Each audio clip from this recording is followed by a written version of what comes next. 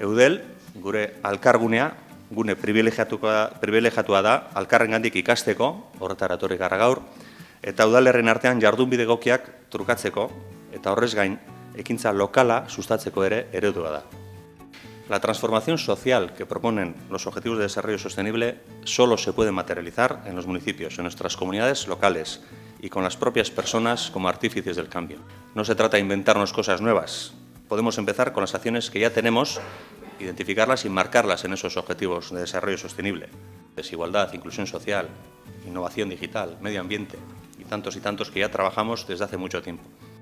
Tokiko erakundeak inplikatuta dagoz eta garrantzitsuak direz 2030 agenda aplikatzean eta garapen jasangarrirako helburuak lortzeko.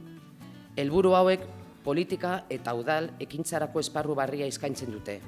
Izan ere, garapen jasangarrirako helburuak guztiak udaletxeen eguneroko lanarekin zerikusia daukien helburuak sartzen dituzte.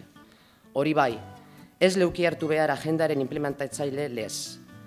Udaletxeko gobernuak arduradun politikoak dira, aldaketaren katalizatzaileak eta gobernu maila onena tokiko erkidegoekin helburu orokorrak lortzeko.